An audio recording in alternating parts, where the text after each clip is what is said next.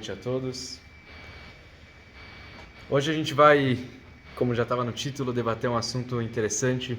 Muitos se identificaram com o título, gostaram da ideia do burro e etc. Muita coisa tem pra gente falar hoje. Queria começar com uma história que talvez alguns de vocês já conheçam, mas vale a pena sempre voltar nela. A história se passa com um fazendeiro que tinha o burro. E o burro dele, o animal dele, infelizmente, acabou caindo no buraco. Nisso que ele caiu no buraco, o dono falou, sabe o quê? Deixa eu matar esse animal. Vamos colocar mais terra em cima dele, vamos cavar, ele não consegue sair mesmo, ele é um burro, o que ele vai fazer? Sair do buraco ele não vai conseguir. Então vamos cavar ele aqui, vamos fazer o túmulo dele já nesse local. Então o dono vai, joga um pouco de terra, joga mais terra e vai para casa dormir. De repente ele está lá tomando a cervejinha dele, curtindo a vida. Ele olha pela janela, quem está aparecendo? Quem aparece? O burro. O burro coloca a cabeça pela janela, dá umas boas-vindas e o cara acha estranho. O que você está fazendo aqui, burro? O burro responde e fala, toda vez que você jogou terra, ao invés, você achou que você estava me enterrando, pelo contrário, você jogava terra e eu conseguia subir um pouco. E eu ia para o lado um pouco, você jogava mais terra, e eu me chacoalhava, caía, conseguia subir mais. E assim, eu consegui subir até sair do buraco. Então, ao contrário que muitos pensam, falam que o burro é um animal burro, mas na verdade o burro é um animal muito inteligente. O burro é um dos animais muito inteligentes, que a gente pode aprender muita coisa com eles. Então, se Deus quiser, hoje a gente vai tocar nesse assunto. Vamos começar com um tema mais geral. A Torá nos conta sobre a famosa porção da semana Balak. Balak conta a história de um rei que está cercado pelos judeus, não sabe o que eles vão fazer. Os judeus estão entrando, conquistando vários territórios, e eles estão chegando próximo ao território deles. O que ele faz? Ele contrata o Bilam. Bilam foi um profeta, não era judeu. Bilam foi contratado para amaldiçoar o povo judeu, como todo mundo conhece a história. Ele faz a viagem dele, a gente já vai contar melhor essa história, a parte da viagem dele, que tem a ver com a nossa aula do burro. Mas ele chega e, ao invés de amaldiçoar, ele abençoa o povo judeu e dá umas bênçãos, dá umas brachot muito elevadas, coisas que a gente nem mesmo conseguiria entender hoje em dia. Brachot muito elevadas que muitos comentaristas explicam, passam pelas brachot, explicam o sentido das brachot, mas são coisas muito especiais. Esse é o resumo da história. Agora, cada parte dessa história tem uma explicação por trás, uma explicação muito bonita, e como nós sabemos, a Torá inteira ela está aqui para ensinar não coisas que aconteceram no passado, mas também para ensinar lições muito bonitas no nosso dia a dia. Então, isso que eu queria entrar com vocês hoje mais nesse assunto, o que tem a ver toda essa história com as nossas vidas, e assim a gente vai, se Deus quiser, entender assuntos muito elevados. Primeira coisa, o judaísmo toca muito no assunto dos nomes. Uma pessoa que tem um nome, esse nome pode influenciar o resto da vida da pessoa. Esse nome pode mexer muito com a pessoa. A gente já falou aqui algumas vezes que a pessoa que Deus nos livre desmaia e ela precisa ser acordada, um dos segredos que a gente tem para poder acordar uma pessoa é sussurrar no ouvido dele o nome judaico dele. E assim ele pode acordar. Quem não tem nome judaico, a gente pode... Normalmente as pessoas deram os nomes no Brit Milá e as mulheres, a gente dá o nome na Torá.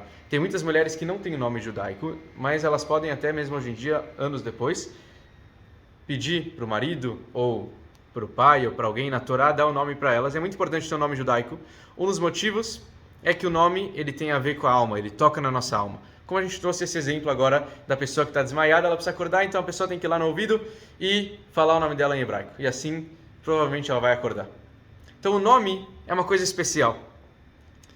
Se a gente for olhar na Torá inteira, nós não encontramos nenhuma paraxá com o nome de Moshe Rabbeinu, com o nome de Abraão, Isaac, Jacó, ninguém. Ninguém teve o mérito de receber uma porção inteira com o nome dele. Uma das pessoas que a gente vê na nossa semana, Balak.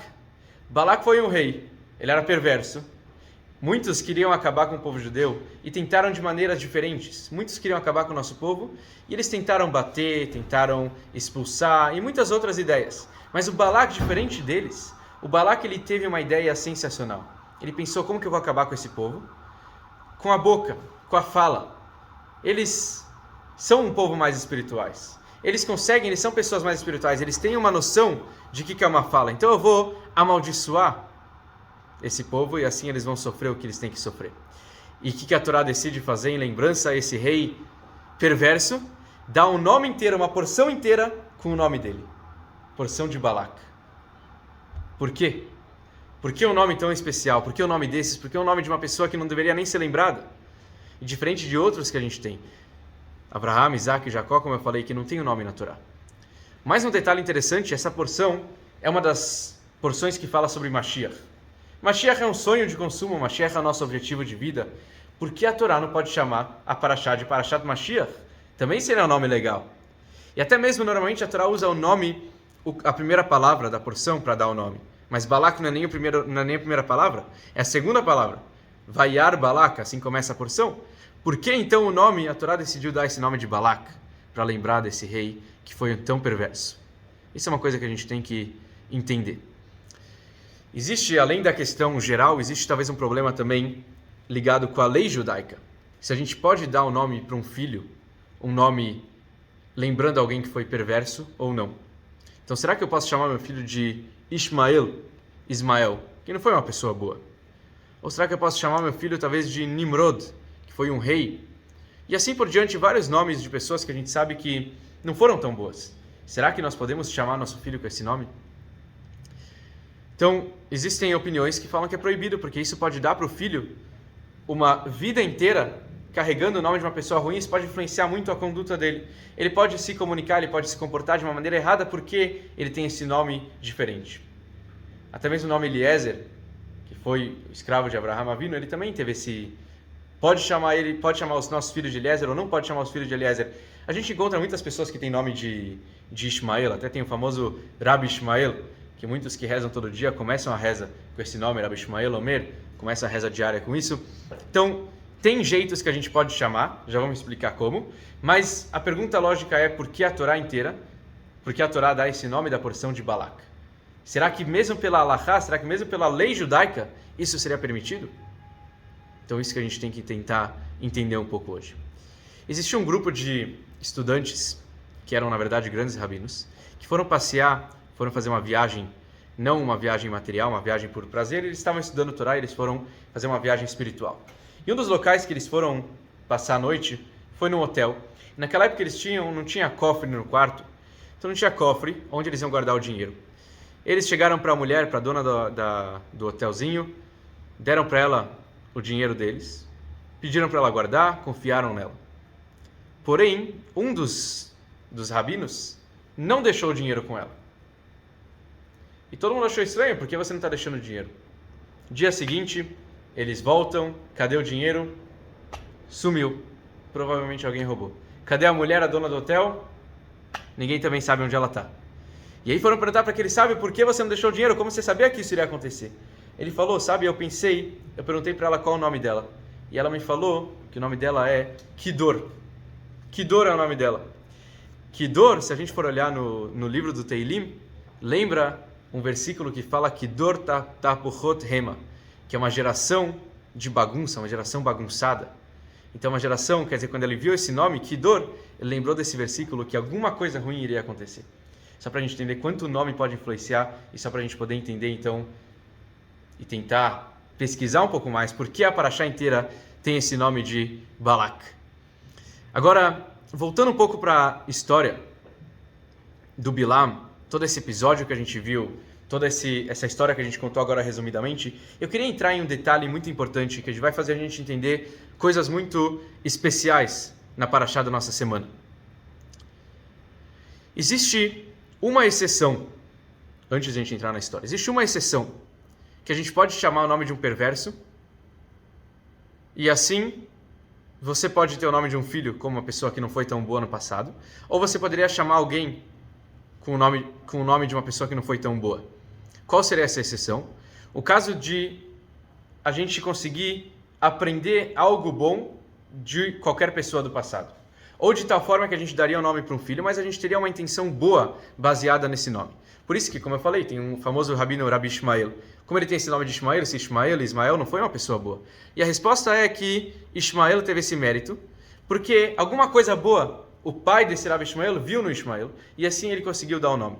Então tem a exceção, quando a gente pode dar o nome de uma pessoa perversa, se a gente pode aprender alguma coisa boa.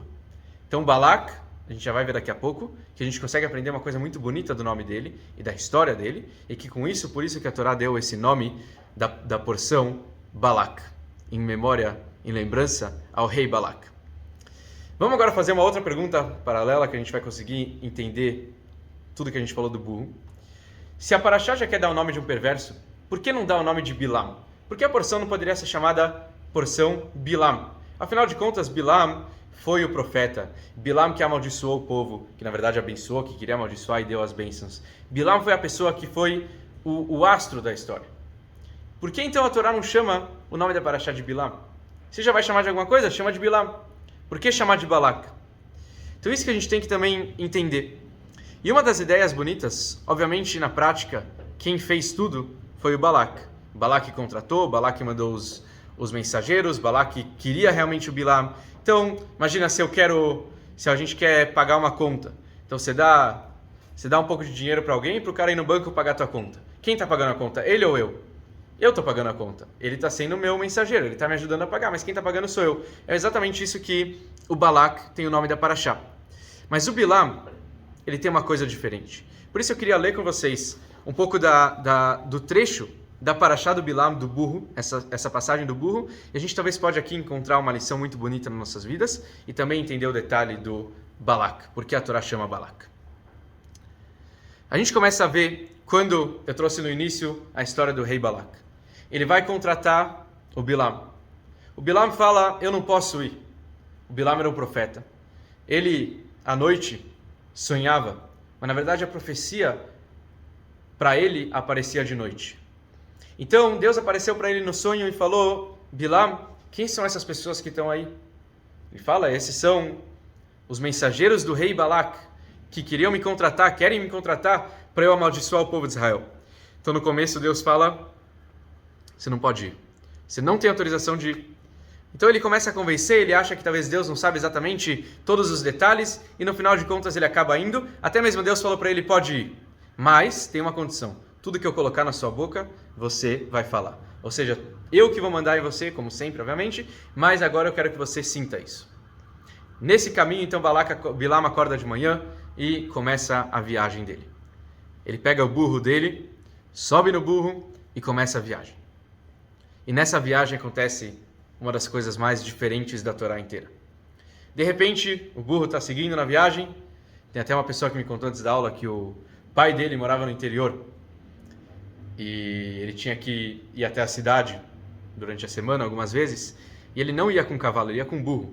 Porque o burro é um animal que é amigo do homem, de alguma forma. E ele me falou também que o burro, ele é um animal que consegue seguir o caminho dele, de noite, de dia, no escuro, no claro, ele sempre vai lembrar o caminho. Um cavalo talvez não teria essa inteligência. Então por isso que ele sempre ia com o burro. Então Bilam, na nossa história, pega o burro, monta no burro e eles começam a viajar. De repente, o que acontece? O burro começa a se desviar do caminho. Ele não está indo no caminho certo, ele começa a ir para a direita, começa a se desviar.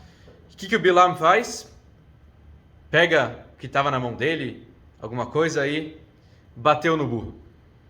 E assim o burro não falou nada, ficou em silêncio. E eles continuam viajando. De repente eles passam por um lugar um pouco mais estreito. O que o burro faz? De repente o burro se espreme na parede e pega e machuca o pé do Bilam. E assim ele continua seguindo a jornada. Quando o Bilam sente o que o burro está fazendo, ele está batendo no meu pé, mais uma batida no burro. E o burro sofre de novo. E o burro em silêncio. Até que acontece a terceira vez. A terceira vez o burro está andando com o Bilam. De repente, o lugar é muito estreito. E ele não consegue ir para a direita, para a esquerda. Ele fica parado no meio. O que o Bilam faz de novo?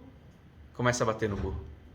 Nesse momento, o burro vira para o Bilam e fala, Bilam, o que eu te fiz? Por que você está me batendo? O que eu fiz de errado? Então isso que a Torá fala para a gente nesse momento, a Torá fala, o burro viu algo que o Bilam não estava vendo. O burro viu um anjo de Deus em todos esses 3 episódios, parado na frente dele com uma espada. Naturalmente, um burro vai se afastar, um burro vai ficar com medo, vai se espremer na parede, vai querer sair do caminho, vai querer se desviar, não vai continuar. Ele estava parado na frente do anjo. O que o anjo vai fazer? O anjo vai matar o burro. E o Bilam não estava vendo esse anjo. Então o Bilam bate no burro e o burro começa a falar uma coisa diferente. O burro fala e fala: Bilam, por que você me bateu? O que está acontecendo com você? E o Bilam, ele não achou estranho o que o burro estava falando. Isso é interessante. Normalmente ele deveria achar estranho o que esse burro está falando. Ao invés de achar estranho, ele começa a discutir com o burro. Bilam era um profeta, uma pessoa elevada, espiritual. De repente ele começa a ver um burro falando e ele não acha estranho. Ele só quer discutir com o burro. Ele fala: burro, eu estou te batendo porque eu estou te batendo. Você para, você me estressa. Olha tudo que você fez comigo. Vamos ver a linguagem que a Torá usa. Vaiomer Bilam Latono, Bilam falou para o burro que talaltbi, você me machucou. Você não está fazendo o que eu estou te pedindo para fazer? Se eu tivesse uma espada, eu deveria ter te matado. Ainda bem que eu não estou com uma espada, pelo menos eu só estou te batendo, senão você deveria estar morto. O que o burro responde e fala: Bilam, eu não sou o teu burro. Eu não sou esse burro que te acompanhou desde os teus primeiros dias. Desde o início até hoje, eu sou o teu burro. Alguma vez eu fiz alguma coisa de errado por você? Para você poder me bater? Alguma vez eu te coloquei em perigo? Alguma vez eu estou te fazendo alguma coisa para você achar que você poderia me matar? Você esqueceu quem sou eu? Nesse momento, Hashem abre os olhos do Bilam e ele vê o anjo de Deus com a espada na frente dele. E aí o anjo fala: Bilam, por que você bateu no burro? Você não está vendo que eu estou aqui com a espada? Então o Bilam fala: anjo, realmente eu pequei, eu não sabia que você estava aqui na frente. Essa história do burro, essa história, na verdade, o burro é um animal, como dizem nossos sábios, que mesmo quando está calor, na época do verão, ele está com frio. Esse é o tipo de animal. Muitas pessoas falam que o burro é um animal que é um burro, por isso que ele tem esse nome, mas pelo contrário, o burro é um animal inteligente. E essa história do burro lembra pra gente o episódio, na verdade, das nossas vidas, às vezes com pessoas próximas a nós. Às vezes com pessoas distantes e às vezes com nós mesmos. O burro, ele representa um certo tipo de pessoa.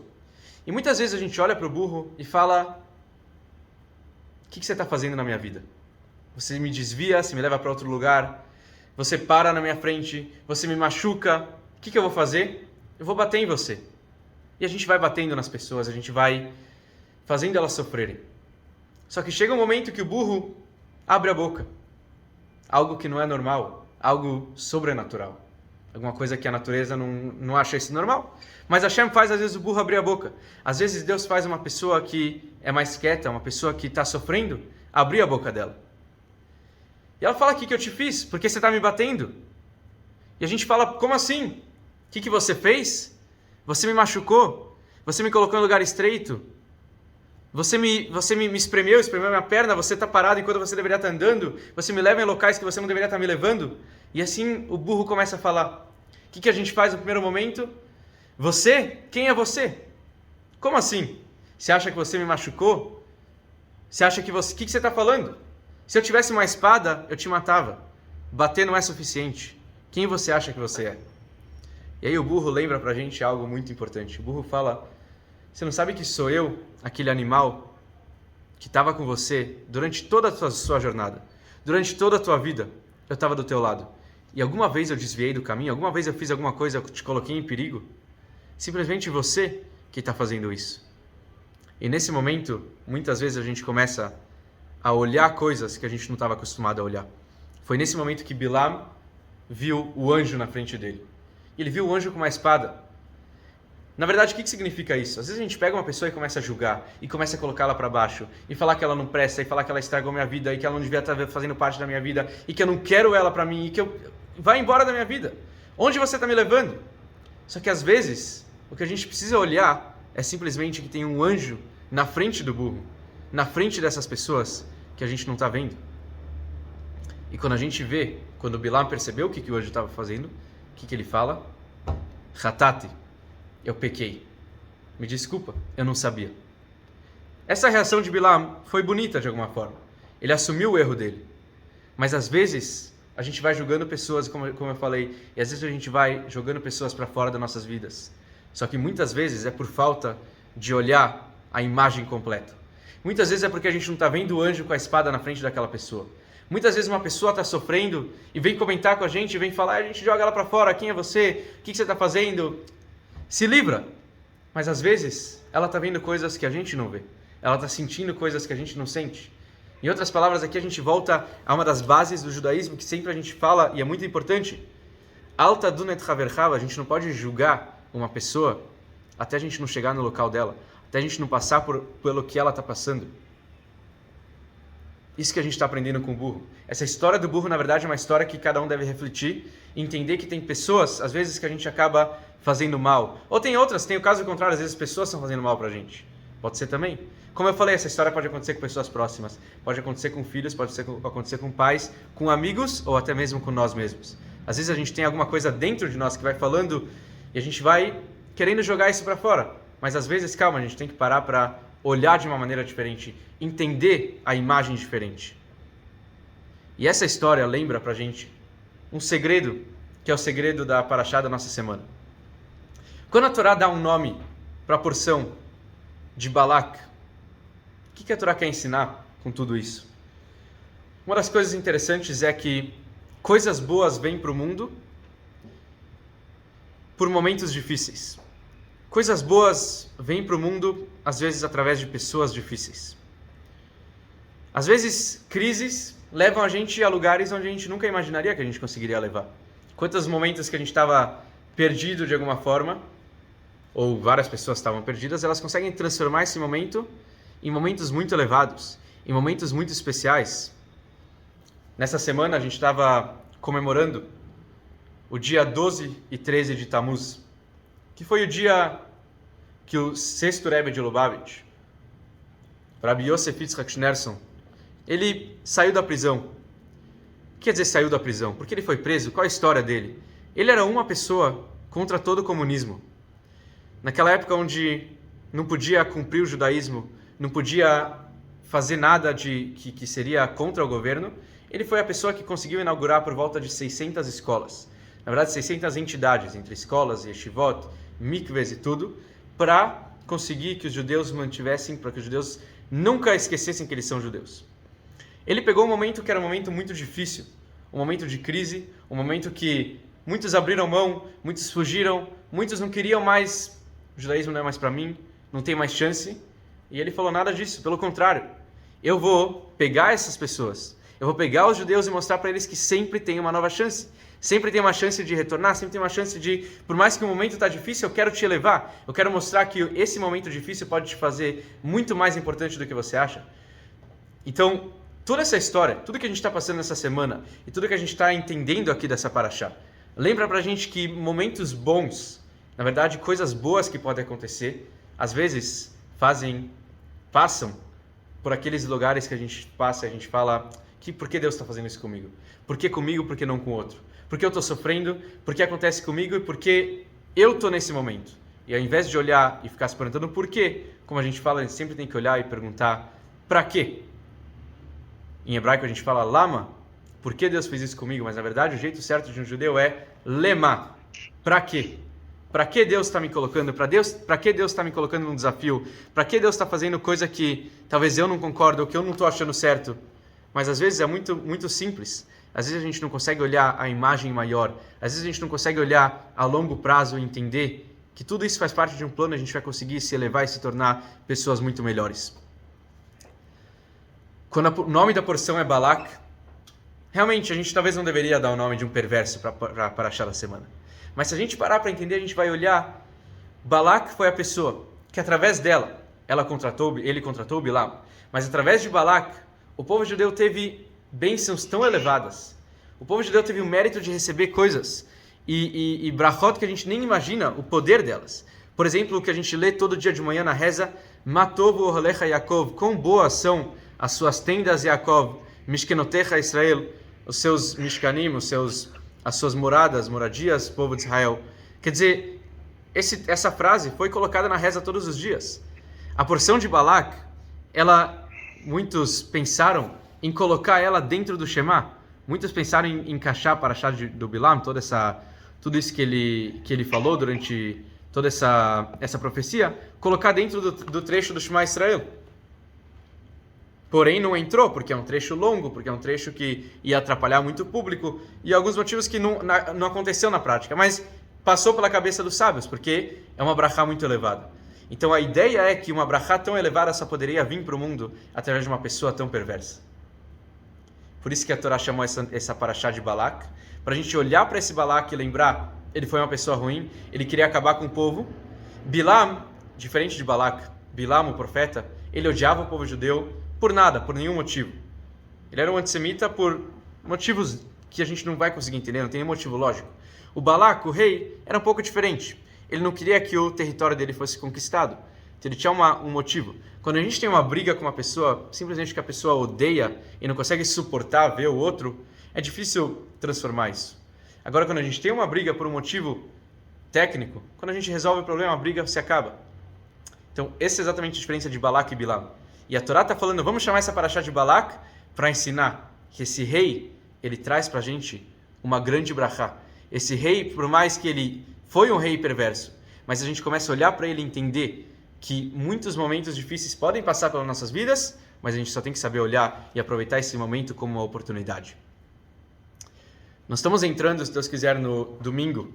Domingo é um dia de jejum, o dia 17 do mês de Tammuz.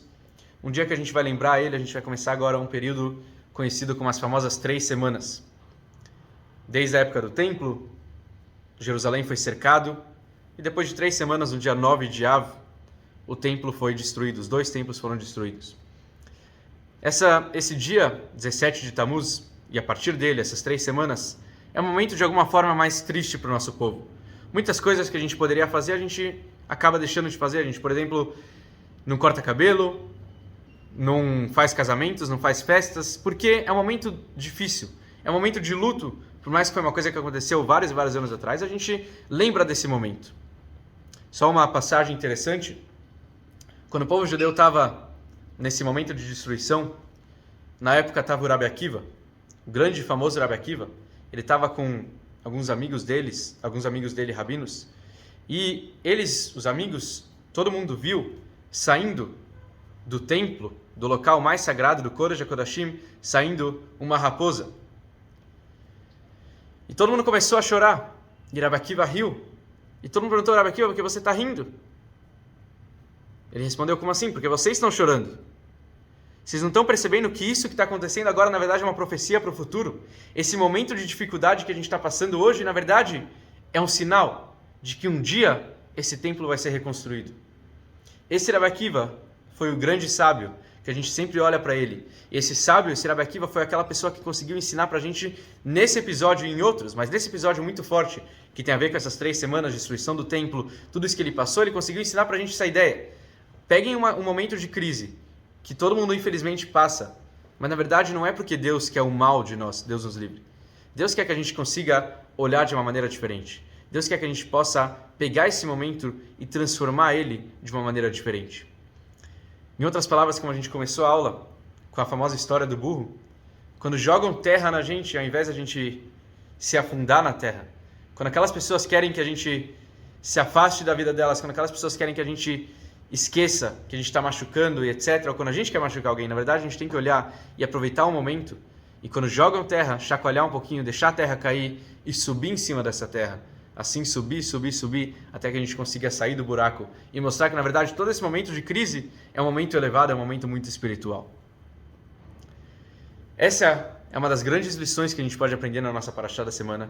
Essa é uma das lições bonitas que talvez a gente pode pegar e com ela colocar para dentro, tentar entender talvez um pouco mais de todas as coisas que acontecem no mundo, todas as coisas que acontecem no nosso dia a dia, que naquele determinado momento a gente não vai conseguir entender. E a gente acha esse momento difícil, a gente acha esse momento complicado, mas na verdade, se a gente for olhar de uma maneira diferente, a gente vai conseguir decifrar pelo menos parte da ideia. Óbvio que tudo não dá, tem muitas coisas que só Deus sabe, mas tem coisas que a gente tem essa chance, essa oportunidade de olhar diferente no momento de dificuldade.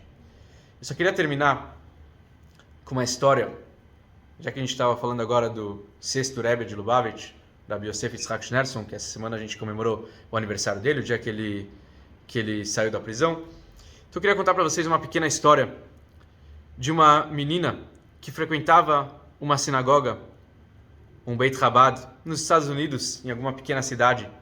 E essa menina, ela, por mais que ela frequentava, ela se achava uma boa judia, mas com o tempo muitas dúvidas começaram a vir na cabeça dela.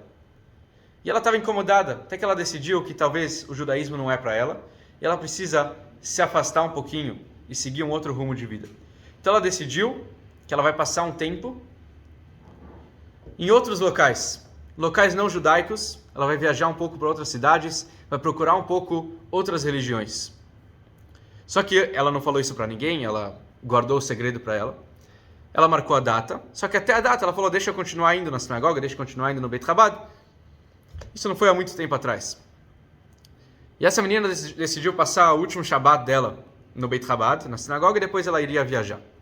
Quando acaba o Shabbat, ela fala para o Rabino, eu estou me despedindo, eu vou passar um tempo fora, vou estudar fora. Não falou exatamente o que ela estava fazendo. O Rabino falou, calma, eu não quero que você vá, porque nessa semana vai ter uma visita, uma pessoa muito especial que vai estar aqui na nossa sinagoga, e ele vai dar uma palestra, ele vai inspirar as pessoas, e eu não quero que você vá antes de ouvir o que ele vai falar. O Rabino conseguiu convencer a menina, ela aceitou, vamos esperar o Rabino. Chega o dia da palestra, o Rabino começa a falar e falar e falar. Beleza, ela está ouvindo, mas na cabeça dela nada está entrando direito. Até que chega um momento que o Rabino para tudo e fala, eu quero contar para vocês uma história que eu nunca entendi o significado dela, mas eu queria compartilhar com vocês.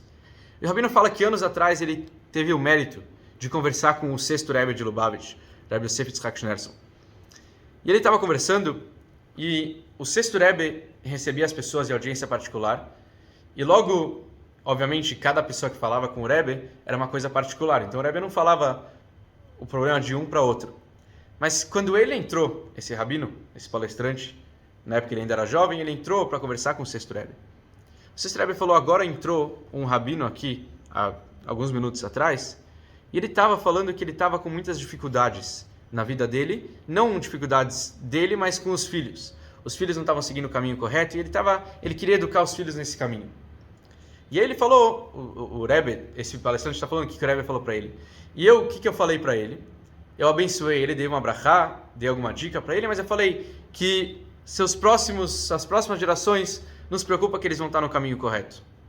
E esse palestrante está falando, eu nunca entendi o que esse rabino, o que o Rebbe contou para mim, o que aquele rabino tinha falado com ele. O Rebbe não é uma pessoa que vai contar os problemas dos outros, ainda mais para mim, o que eu tenho a ver? E esse rabino então está contando essa história naquele local. E ele fala, obviamente, o nome do rabino, o nome do rabino acho que era Rabino Broin, começou a contar o nome e tal, etc., tudo que ele conhecia. De repente, alguém começa a chorar no público. Quem está chorando? A nossa menina. Ela fala, eu sou neta desse rabino. Eu sou neta desse rabino que você está falando.